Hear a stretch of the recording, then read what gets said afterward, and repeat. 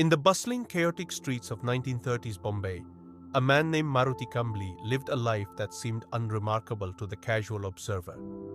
Born in 1897 to a poor family, Maruti grew up with little schooling, his days filled with the grind of survival, working odd jobs, selling biddies, hand-rolled cigarettes, and eventually running a small shop to support his wife and 4 children. The humid air of the city carried the weight of his responsibilities, and like many, he moved through life tethered to its demands. But beneath this ordinary existence, a quiet restlessness stirred in Maruti's heart, a faint whisper that there was something more to life than the endless cycle of work and worry. One fateful day in 1933, a friend invited Maruti to meet a spiritual teacher named Nisargadatta Maharaj, a sage of the Navnath Sampradaya. Skeptical but curious, Maruti sat before the unassuming guru, whose words cut through the noise of the world like a blade. Nisargadatta spoke of the self, not the body, not the mind, but the pure awareness that underlies all existence. Meditate on the sense of I am, he instructed. That is the door to the truth. Maruti, now 36, took these words to heart, and with a discipline born of quiet determination, he began to turn inward. For 3 years, Maruti immersed himself in this practice, even as he rolled biddies and tended to his shop. He would sit in the stillness of early mornings or late nights, focusing on the simple feeling of being, the I am that existed before thoughts, before names, before the world itself. In 1936, something shifted. The boundaries of Maruti Kamble dissolved, and he saw clearly the self he had clung to was an illusion, a fleeting dream in the vast ocean of consciousness. He was no longer just a shopkeeper, a husband, a father. He was the infinite, timeless reality itself. When his guru passed away that same year, Maruti, now called Nisargadatta Maharaj by his devotees, felt a call to share this truth. In a cramped loft above his biddy shop in the heart of Bombay's Ketwadi lanes, Nisargadatta began holding talks. The room was small, barely fitting a dozen people, with the scent of tobacco and incense mingling in the air. Yet word of the unassuming sage spread. Locals in dhotis and curious Westerners in sandals climbed the narrow stairs to sit at his feet. He sat cross-legged, a bidi often dangling from his fingers, his dark eyes piercing yet kind. His words were direct, unpolished, and free of dogma. "You are not your body," he'd say, his voice firm. "You are not your thoughts. You are the awareness that sees them. Find that, and you are free." Seekers came with questions about suffering, God, the meaning of life, and Nisargadatta answered with a clarity that was both simple and profound. "The world is in you, not you in the world," he'd tell them, urging them to question their deepest assumptions. Who are you, really? Look within and see. He had no patience for rituals or lofty theories. His teaching was a direct invitation to wake up to the reality already within. To one man, drowning in grief, he said gently, "The mind creates the abyss, but the heart crosses it." By the 1970s, his fame grew, thanks to a Polish seeker named Maurice Friedman, who recorded and translated Nisargadatta's talks into a book called IAmThat.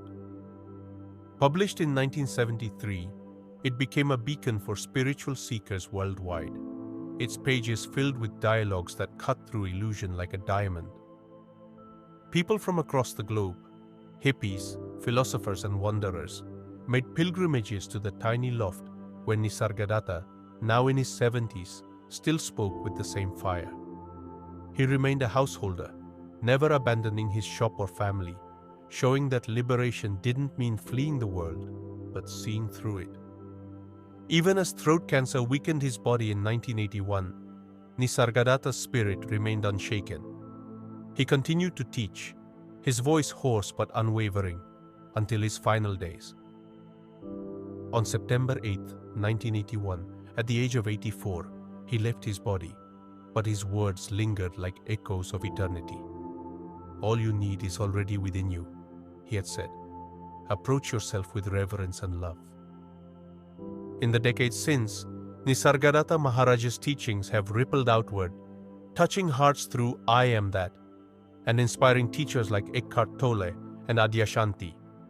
His small loft in Mumbai, now a quiet shrine, still draws those who seek the truth he pointed to, that we are not the fleeting forms we cling to, but the boundless consciousness that holds it all. If you'd like me to dive deeper into a specific part of his life, teachings or legacy, or even check for discussions about him on platforms like X, let me know. 1. Now, topic on the sense of I am. It is a matter of daily experience that on waking up the world suddenly appears. Where does it come from? Before anything can come into being, there must be somebody to whom it comes. All appearance and disappearance presuppose a change against some changeless background. Before waking up, I was unconscious. In what sense? Having forgotten or not having experienced? Don't you experience even when unconscious? Can you exist without knowing? A lapse in memory? Is it a proof of non-existence? And can you validly talk about your own non-existence as an actual experience? You cannot even say that your mind did not exist. Did you not wake up on being called? And on waking up, was it not the sense, I am, that came first? Some seed consciousness must be existing even during sleep or swoon. On waking up, the experience runs, I am the body in the world. It may appear to arise in succession, but in fact it is all simultaneous. A single idea of having a body in a world. Can there be the sense of I am without being somebody or other? I'm always somebody with its memories and habits. I know no other I am. Maybe something prevents you from knowing. When you do not know something which others know, what do you do? I seek the source of their knowledge under their instruction. Is it not important to you to know whether you are a mere body or something else? Or maybe nothing at all? Don't you see that all your problems are your body's problems? Food, clothing, shelter, family, friends, name, fame, security, survival. All these lose their meaning the moment you realize that you may not be a mere body. What benefit is there in knowing that I am not the body? Even to say that you are not the body is not quite true. In a way, you are all the bodies, hearts and minds, and much more. Go deep into the sense of I am, and you will find. How do you find a thing you have mislaid or forgotten? You keep it in your mind until you recall it. The sense of being, of I am, is the first to emerge. Ask yourself whence it comes, or just watch it quietly. When the mind stays in the I am without moving, you enter a state which cannot be verbalized but can be experienced. All you need to do is try and try again. After all, the sense I am is always with you. Only you have attached all kinds of things to it. Body, feelings, thoughts, ideas, possessions, etc. All these self-identifications are misleading. Because of them, you take yourself to be what you are not. Then what am I? It is enough to know what you are not. You need not know what you are. For as long as knowledge means description in terms of what is already known, perceptual or conceptual, there can be no such thing as self-knowledge.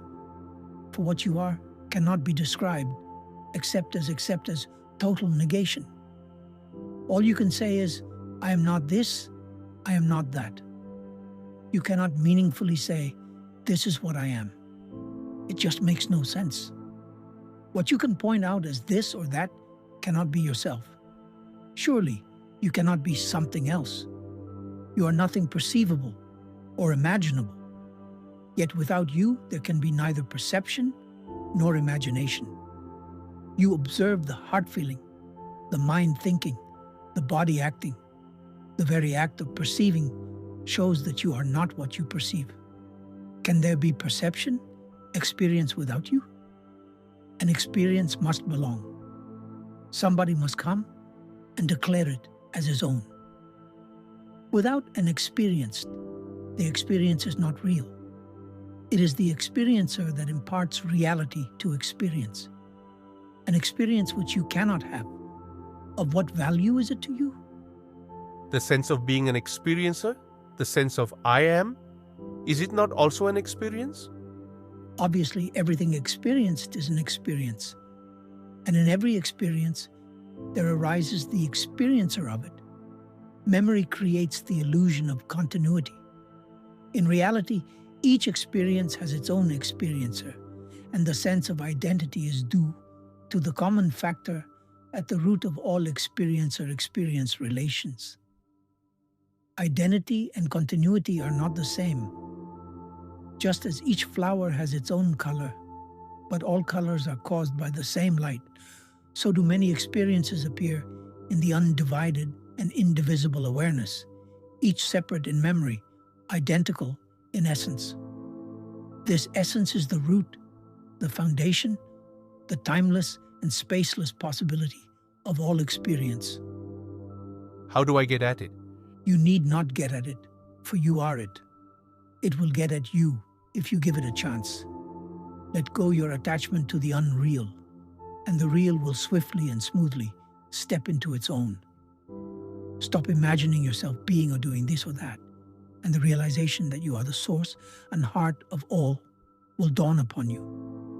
With this will come great love, which is not choice or predilection, nor attachment, but a power which makes all things love-worthy and lovable. 2. Now topic on obsession with the body. You are sitting in front of me and I am here at your feet. What is the basic difference between us? There is no basic difference. Still, there must be some real difference. I come to you, you do not come to me.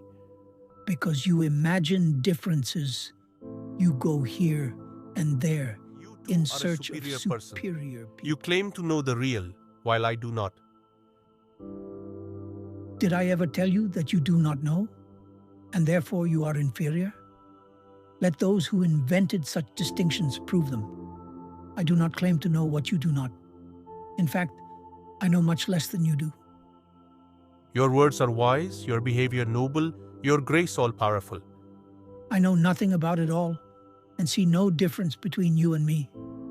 My life is a succession of events, just like yours. Only I am detached and see the passing show as a passing show, while you stick to things and move along with them. What made you so dispassionate? Nothing in particular. It so happened that I trusted my guru. He told me I am nothing but myself, and I believed him. Trusting him, I behaved accordingly and ceased caring for what was not me, nor mine. Why were you lucky to trust your teacher fully, while our trust is nominal and verbal? Who can say? It happened so. Things happen without cause and reason. And after all, what does it matter? Who is who?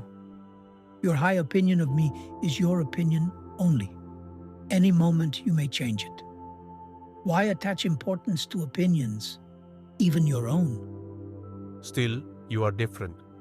Your mind seems to be always quiet and happy, and miracles happen around you. I know nothing about miracles, and I wonder whether nature admits exceptions to her laws, unless we agree that everything is a miracle.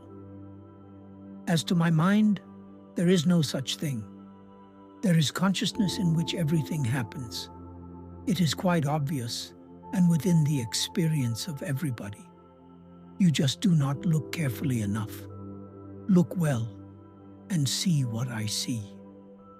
What do you see? I see what you too could see, here and now, but for the wrong focus of your attention. You give no attention to yourself. Your mind is all with things, people, and ideas, never with yourself. Bring yourself into focus, become aware of your own existence, see how you function, watch the motives, and the results of your actions? Study the prison you have built around yourself by inadvertence. By knowing what you are not, you come to know yourself. The way back to yourself is through refusal and rejection. One thing is certain: the real is not imaginary. It is not a product of the mind. Even the sense I am is not continuous, though it is a useful pointer. It shows where to seek, but not what to seek. Just have a good look at it. Once you are convinced that you cannot say truthfully about yourself anything except I am, and that nothing that can be pointed at can be yourself, the need for the I am is over. You are no longer intent on verbalizing what you are. All you need is to get rid of the tendency to define yourself. All definitions apply to your body only and to its expressions. Once this obsession with the body goes, you will revert to your natural state, spontaneously and effortlessly. The only difference between us is that I am aware of my natural state, while you are bemused. Just like gold made into ornaments has no advantage over gold dust, except when the mind makes it so. So are we one in being. We differ only in appearance. We discover it by being earnest, by searching, inquiring, questioning daily and hourly, by giving one's life to this discovery. Third now topic on the living present. As I can see, there is nothing wrong with my body nor with my real being. Both are not of my making and need not be improved upon. What has gone wrong is the inner body, call it mind, consciousness, antakarana, whatever the name. What do you consider to be wrong with your mind? It is restless, greedy of the pleasant and afraid of the unpleasant. What is wrong with it seeking the pleasant and shirking the unpleasant? Between the banks of pain and pleasure, the river of life flows. It is only when the mind refuses to flow with life and gets stuck at the banks that it becomes a problem. By flowing with life, I mean acceptance, letting come what comes and go what goes. Desire not, fear not, observe the actual as and when it happens, for you are not what happens. You are to whom it happens. Ultimately, even the observer, you are not. You are the ultimate potentiality of which the all-embracing consciousness is the manifestation and expression. Yet, between the body and the self, there lies a cloud of thoughts and feelings, which neither serve the body nor the self. Thus thoughts and feelings are flimsy, transient and meaningless, mere mental dust that blinds and chokes, yet they are there, obscuring and destroying. Surely the memory of an event cannot pass for the event itself, nor can the anticipation. There is something exceptional, unique about the present event, which the previous or the coming do not have. There is a livingness about it, an actuality. It stands out as if illuminated. There is the stamp of reality on the actual, which the past and the future do not have. What gives the present that stamp of reality? There is nothing peculiar in the present event to make it different from the past and future. For a moment, the past was actual, and the future will become so. What makes the present so different? Obviously, my presence. I am real, for I am always now, in the present, and what is with me now shares in my reality. The past is in memory, the future in imagination. There is nothing in the present event itself that makes it stand out as real. It may be some simple, periodical occurrence, like the striking of the clock. In spite of our knowing that the successive strokes are identical, the present stroke is quite different from the previous one and the next, as remembered or expected. A thing focused in the now is with me, for I am ever present. It is my own reality that I impart to the present event. But we deal with things remembered as if they were real. We consider memories only when they come into the present. The forgotten is not counted until one is reminded, which implies bringing into the now. Yes, I can see there is in the now some unknown factor that gives momentary reality to the transient actuality. You need not say it is unknown, for you see it in constant operation. Since you were born, has it ever changed? Things and thoughts have been changing all the time. But the feeling that what is now is real has never changed, even in dream. In deep sleep, there is no experience of the present reality. The blankness of deep sleep is due entirely to the lack of specific memories. But a general memory of well-being is there.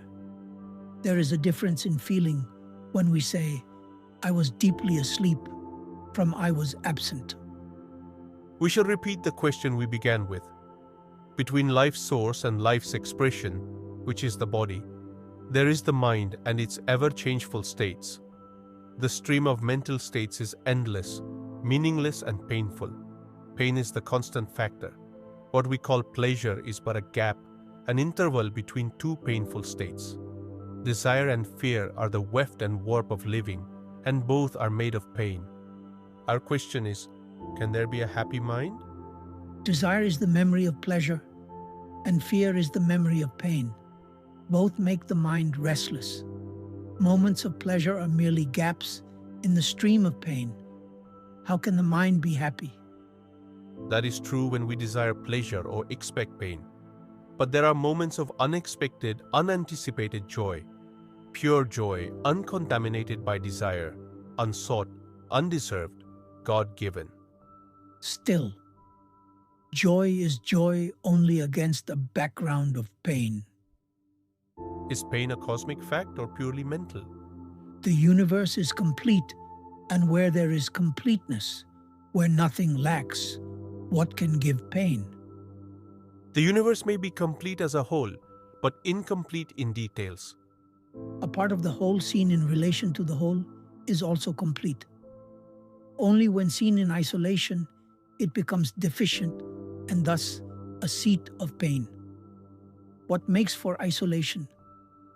Limitations of the mind, of course. The mind cannot see the whole for the part. Good enough. The mind, by its very nature, divides and opposes. Can there be some other mind which unites and harmonizes, which sees the whole in the part and the part as totally related to the whole? The other mind. Where to look for it? In the going beyond the limiting, dividing, and opposing mind. In ending the mental process as we know it. When this comes to an end, that mind is born. In that mind, the problem of joy and sorrow exists no longer. Not as we know them, as desirable or repugnant. It becomes rather a question of love seeking expression and meeting with obstacles. The inclusive mind is love in action, battling against circumstances, initially frustrated, ultimately victorious. Between the spirit and the body, is it love that provides the bridge?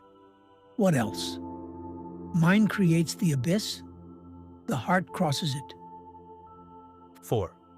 Now, topic on real world is beyond the mind. On several occasions, the question was raised as to whether the universe is subject to the law of causation, or does it exist and function outside the law?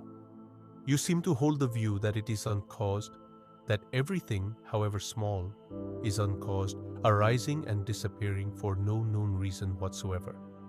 Causation means succession in time of events in space, the space being physical or mental. Time, space, causation are mental categories, arising and subsiding with the mind. As long as the mind operates, causation is a valid law. Like everything mental, the so-called law of causation contradicts itself.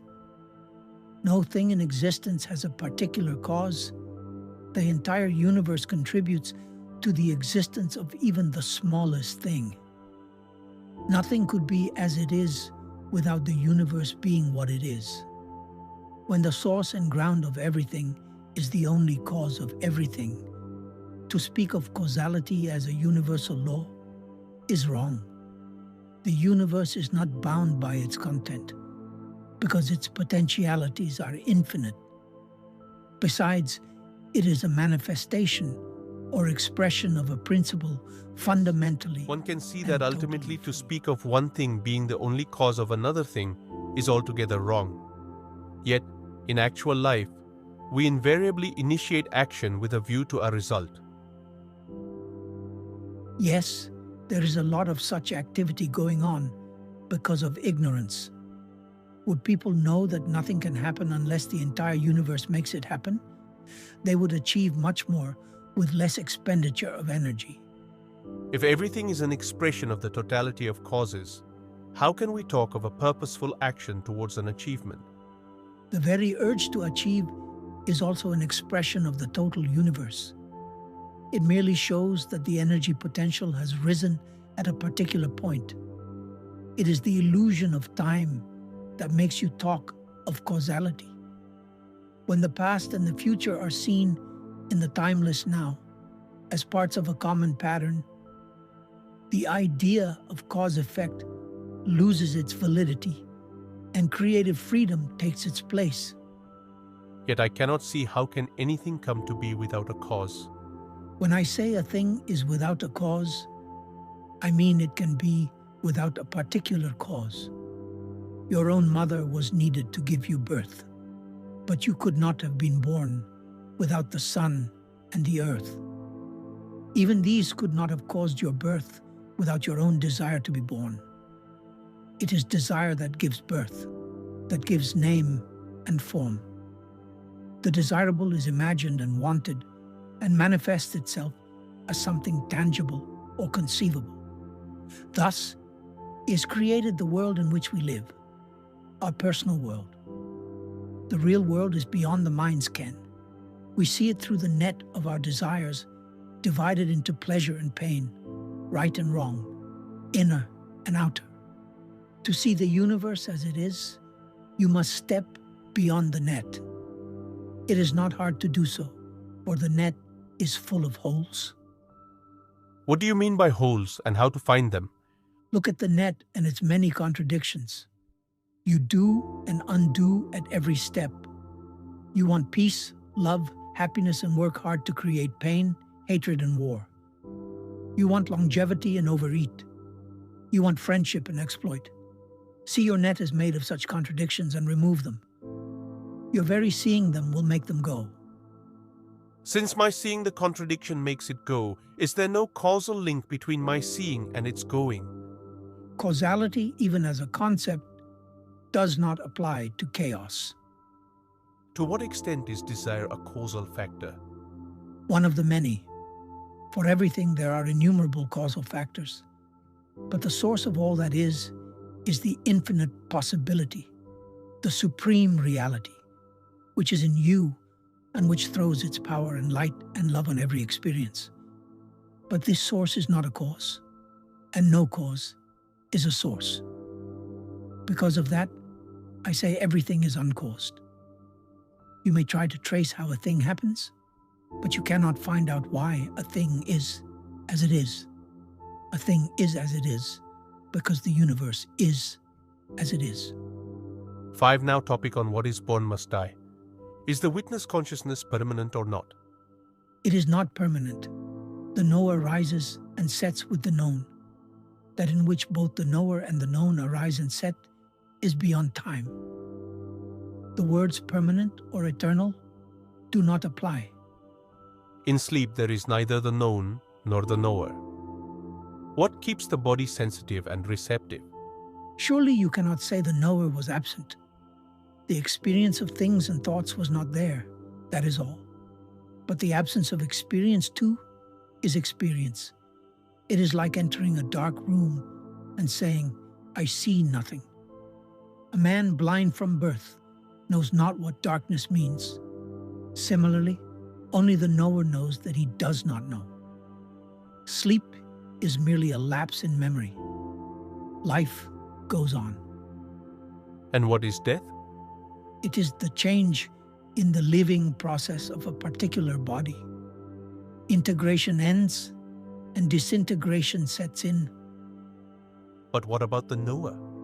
With the disappearance of the body, does the knower disappear? Just as the knower of the body appears at birth, so he disappears at death. And nothing remains? Life remains. Consciousness needs a vehicle and an instrument for its manifestation. When life produces another body, another knower comes into being. Is there a causal link between the successive body knowers or body minds? Yes, there is something that may be called the memory body or causal body, a record of all that was thought, wanted, and done. It is like a cloud of images held together.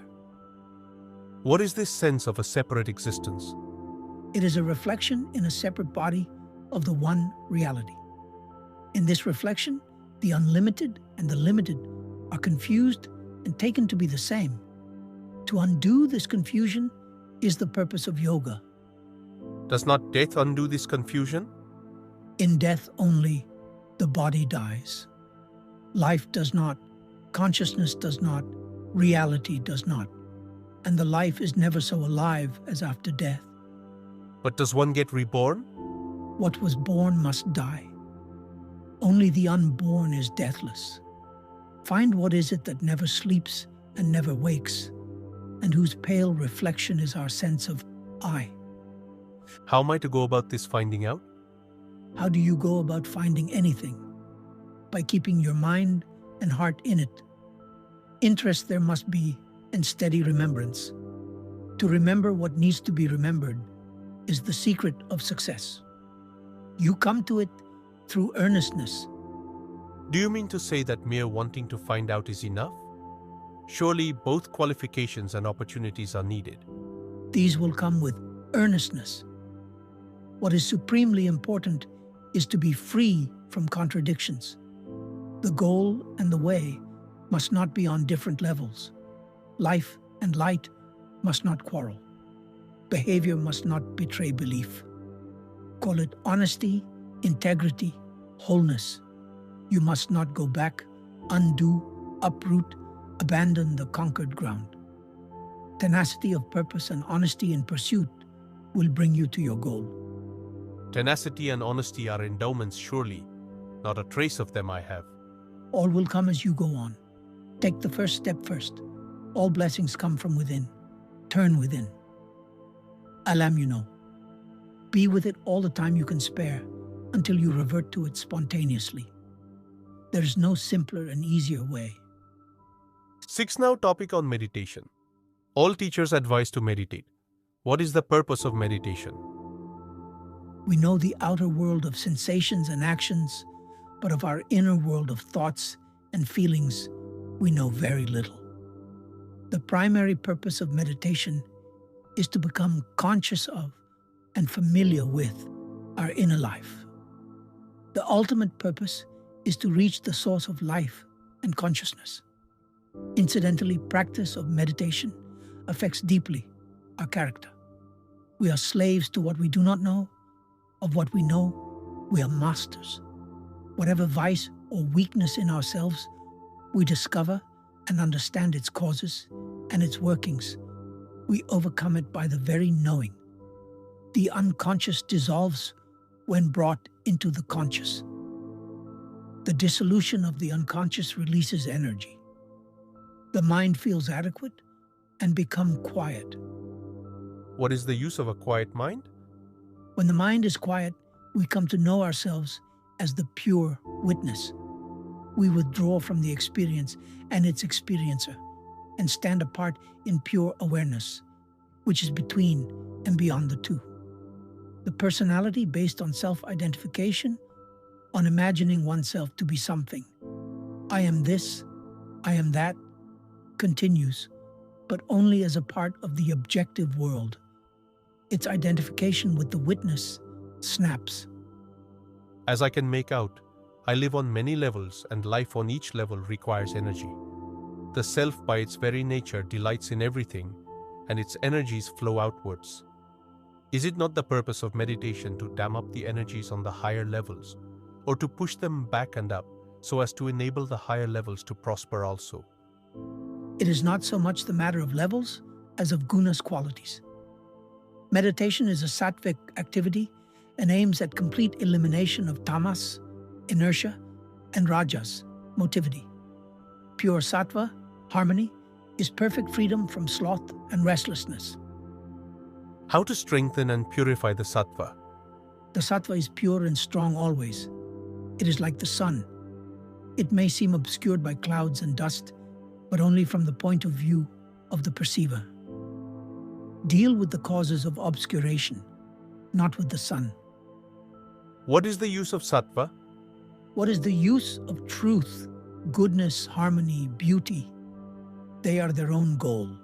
They manifest spontaneously and effortlessly when things are left to themselves, are not interfered with, not shunned or wanted or conceptualized, but just experienced in full awareness. Such awareness itself is sattva. It does not make use of things and people. It fulfills them. Since I cannot improve sattva, am I to deal with tamas and rajas only? How can I deal with them? By watching their influence in you and on you. Be aware of them in operation. Watch their expressions in your thoughts, words, and deeds, and gradually their grip on you will lessen, and the clear light of sattva will emerge. It is neither difficult nor a protracted process.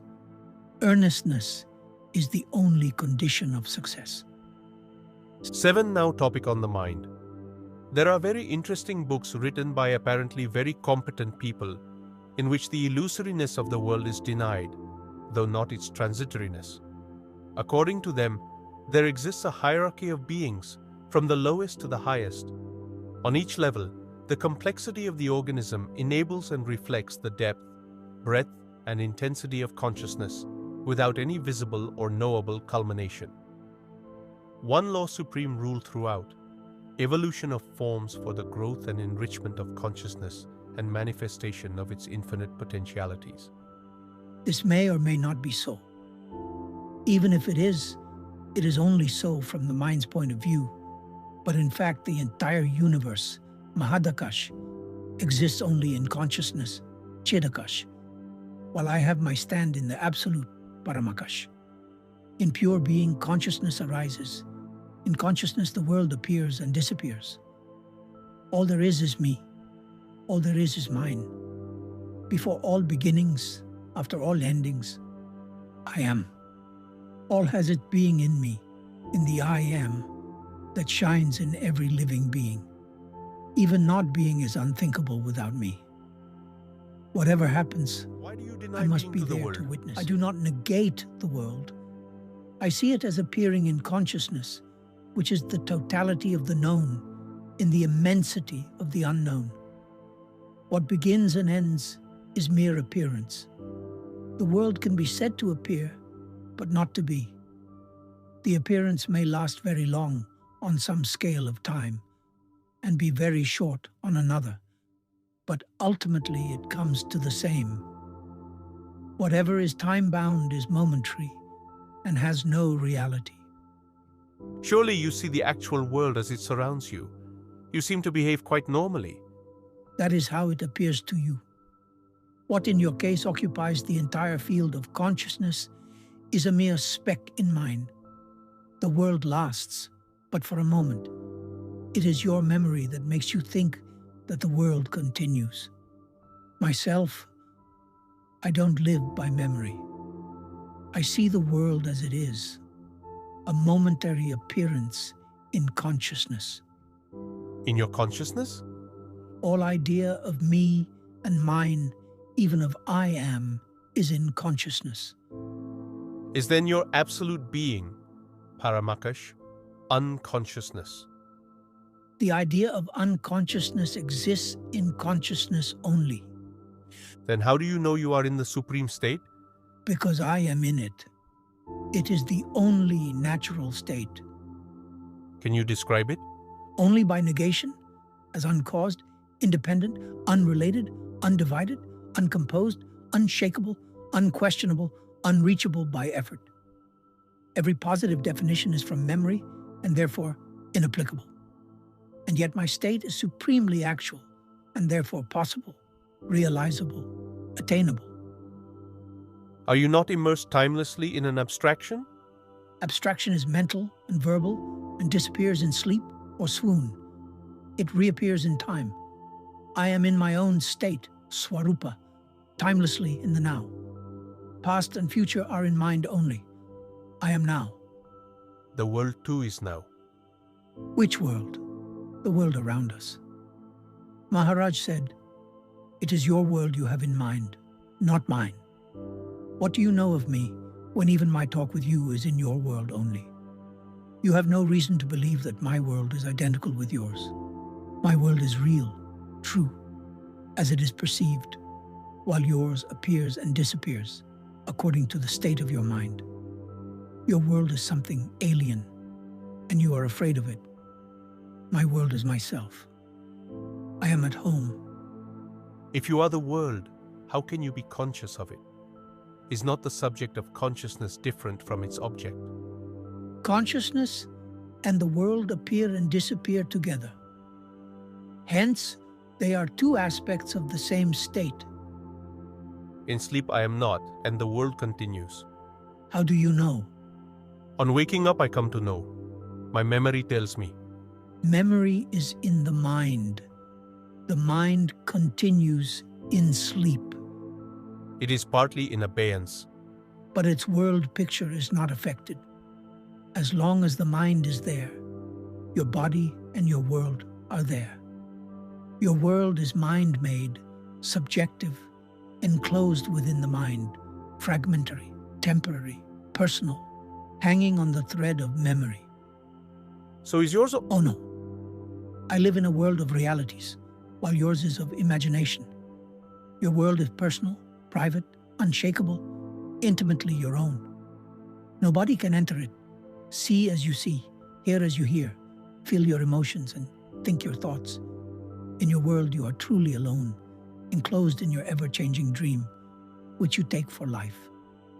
My world is an open world, common to all, accessible to all. In my world there is community, insight, love, real quality. The individual is the total, the totality in the individual. All are one, and the one is all. Is your world full of things and people as is mine? No, it is full of myself. But do you see and hear as we do? Yes, L appears to hear and see and talk and act, but to me it just happens. As to you, digestion or perspiration happens. The body-mind machine looks after it, but leaves me out of it. Just as you do not need to worry about growing hair, so I need not worry about words and actions. They just happen and leave me unconcerned. For in my world, nothing ever goes wrong. 8. Now topic on the self stands beyond mind. As a child fairly often, I experienced states of complete happiness, verging on ecstasy. Later they ceased, but since I came to India they reappeared, particularly after I met you. Yet these states, however wonderful, are not lasting. They come and go, and there is no knowing when they will come back. How can anything be steady in a mind which itself is not steady? How can I make my mind steady? How can an unsteady mind make itself steady? Of course it cannot. It is the nature of the mind to roam about.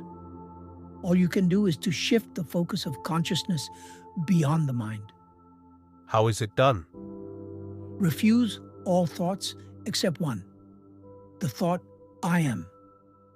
The mind will rebel in the beginning, but with patience and perseverance, it will yield and keep quiet. Once you are quiet, things will begin to happen spontaneously and quite naturally, without any interference on your part. Can I avoid this protracted battle with my mind? Yes, you can. Just live your life as it comes, but alertly, watchfully, allowing everything to happen as it happens, doing the natural things the natural way, suffering, rejoicing, as life brings. This also is a way. Well, then I can as well marry, have children, run a business, be happy. Sure, you may or may not be happy. Take it in your stride. Yet I want happiness.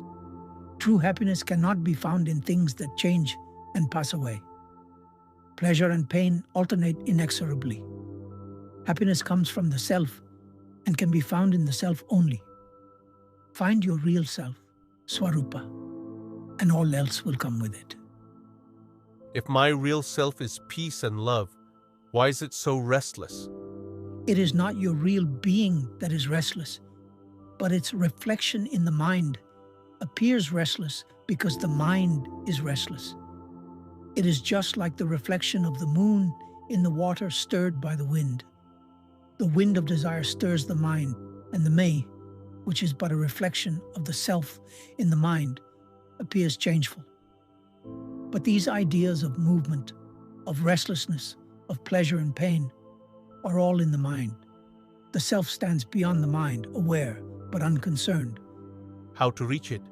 You are the self, here and now. Leave the mind alone, stand aware and unconcerned, and you will realize that to stand alert but detached, watching events come and go, is an aspect of your real nature.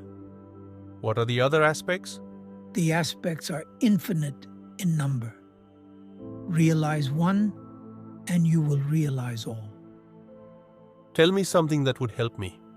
You know best what you need. I am restless. How can I gain peace? For what do you need peace? To be happy. Are you not happy now? No, I am not. What makes you unhappy?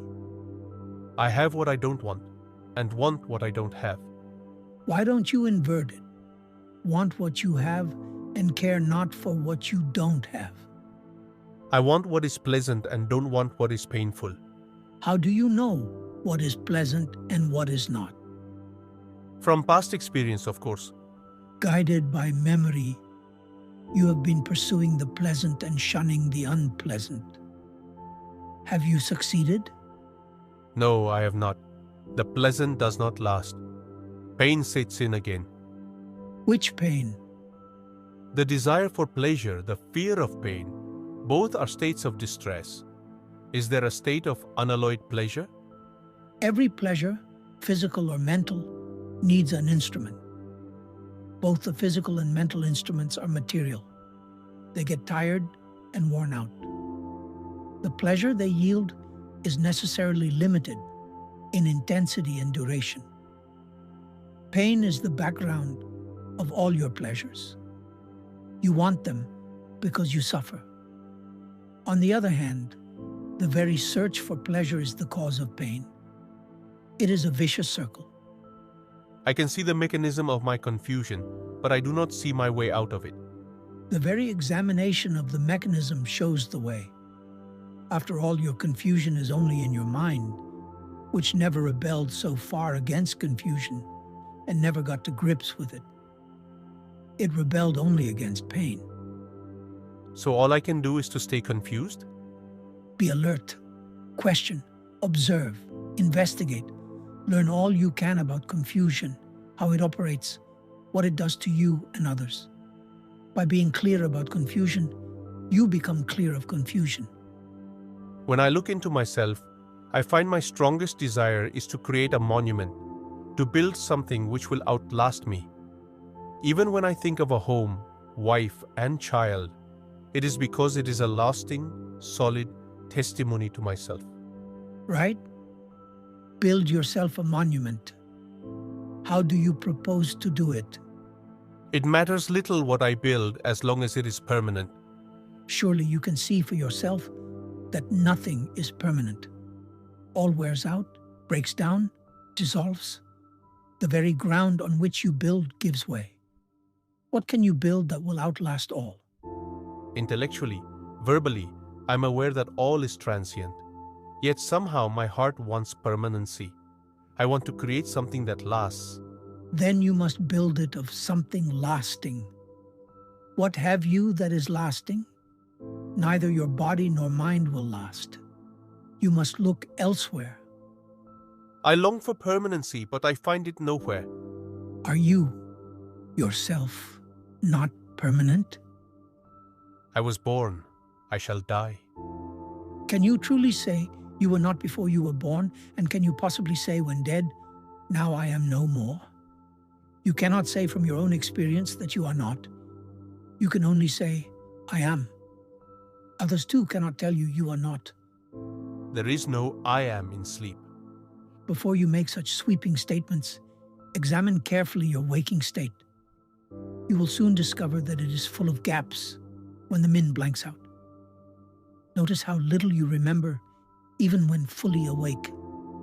You just don't remember. A gap in memory is not necessarily a gap in consciousness. Can I make myself remember my state of deep sleep? Of course.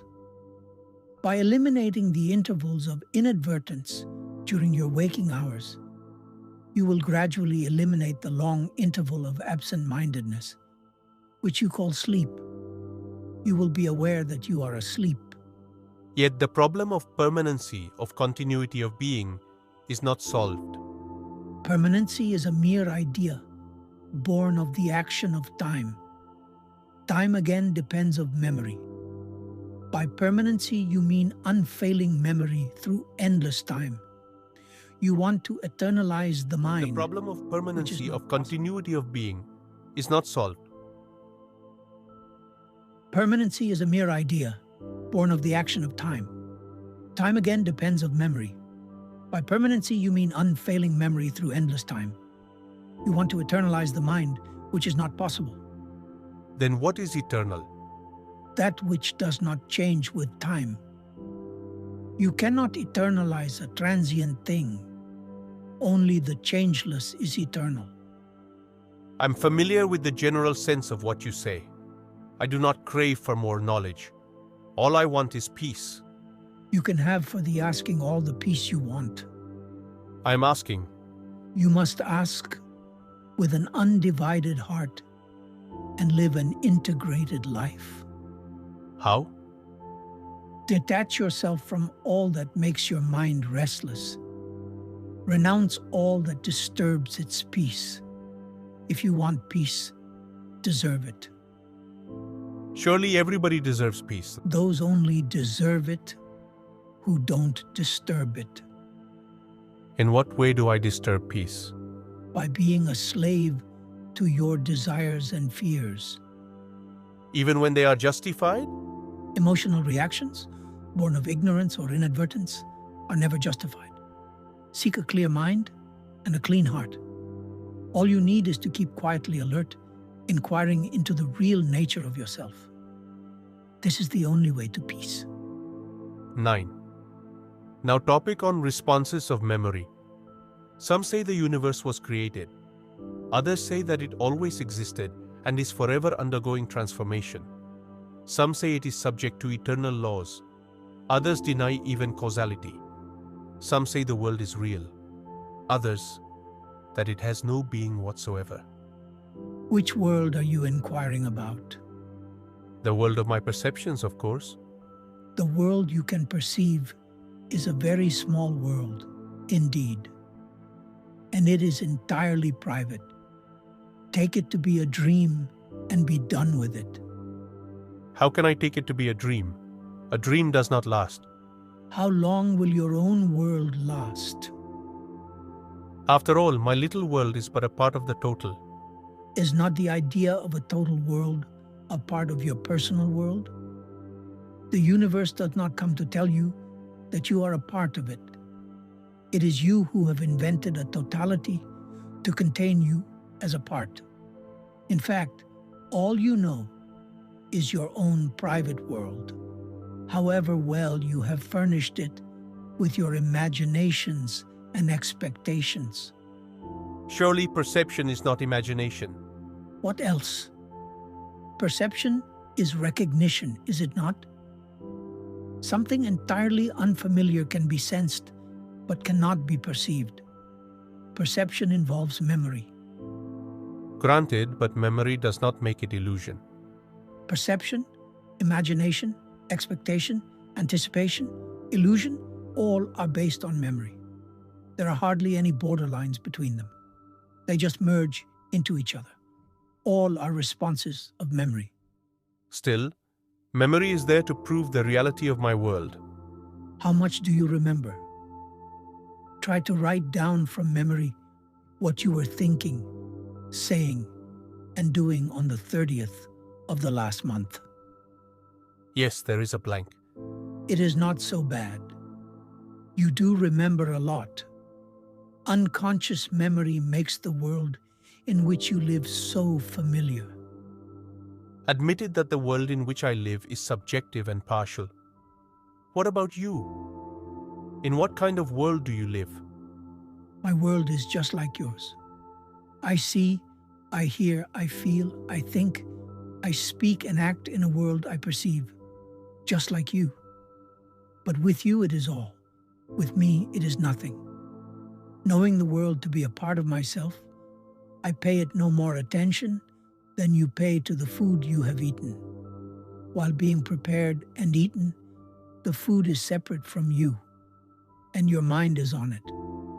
Once swallowed, you become totally unconscious of it. I have eaten up the world and I need not think of it anymore. Don't you become completely irresponsible? How could I? How can I hurt something which is one with me? On the contrary, without thinking of the world, whatever I do will be of benefit to it. Just as the body sets itself right unconsciously, so am I ceaselessly active in setting the world right. Nevertheless, you are aware of the immense suffering of the world?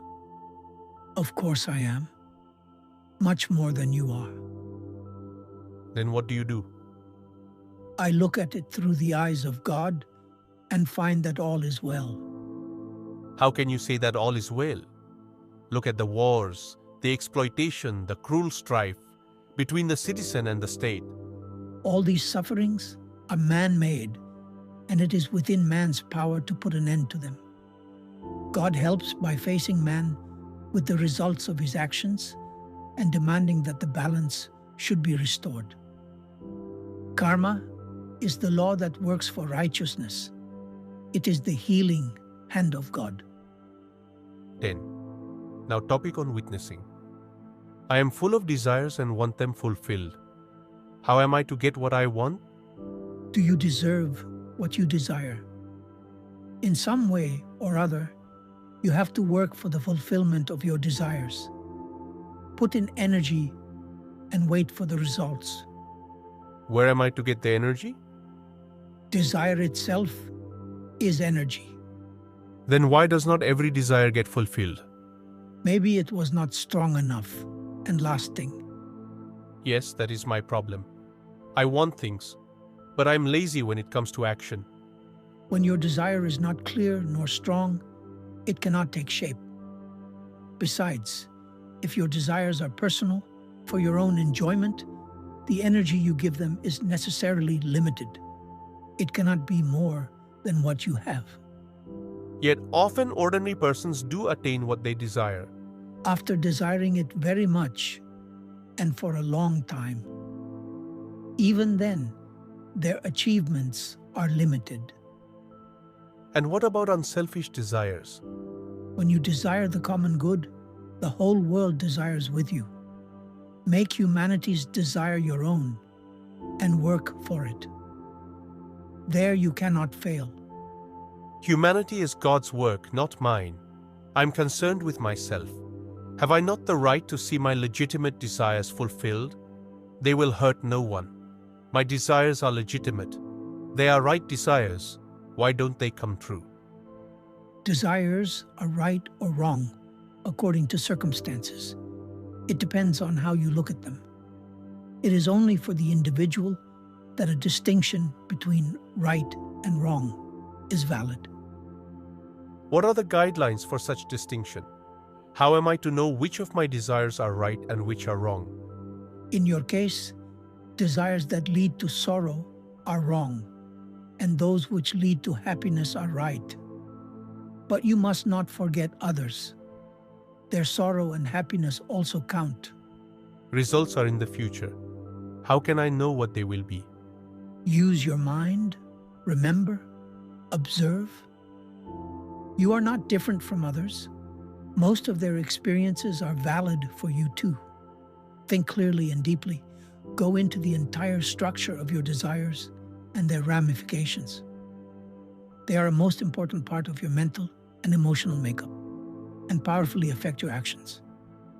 Remember, you cannot abandon what you do not know. To go beyond yourself, you must know yourself. What does it mean to know myself? By knowing myself, what exactly do I come to know? All that you are not. And not what I am? What you are, you already are. By knowing what you are not, you are free of it and remain in your own natural state. It all happens quite spontaneously and effortlessly. And what do I discover? You discover that there is nothing to discover. You are what you are, and that is all. I do not understand. It is your fixed idea that you must be something or other that blinds you. How can I get rid of this idea? If you trust me, believe when I tell you that you are the pure awareness that illuminates consciousness and its infinite content. Realize this and live accordingly. If you do not believe me, then go within, inquiring, "What am I?" Or focus your mind on "I am," which is pure and simple being. On what my faith in you depends. On your insight into other people's hearts. If you cannot look into my heart, look into your own. I can do neither. Purify yourself by a well-ordered and useful life. Watch over your thoughts, feelings, words, and actions. This will clear your vision. Must I not renounce everything first and live a homeless life? You cannot renounce. You may leave your home and give trouble to your family, but attachments are in the mind and will not leave you until you know your mind in and out. First thing first, know yourself. All else will come with it. But you already told me that I am the supreme reality. Is it not self-knowledge? Of course you are the supreme reality. But what of it? Every grain of sand is God. To know it is important, but that is only the beginning. Well, you told me that I am the supreme reality. I believe you. What next is there for me to do? I told you already. Discover all you are not. Body, feelings, thoughts, ideas, time, space, being and not being, this or that. Nothing concrete or abstract you can point out to is you. A mere verbal statement will not do.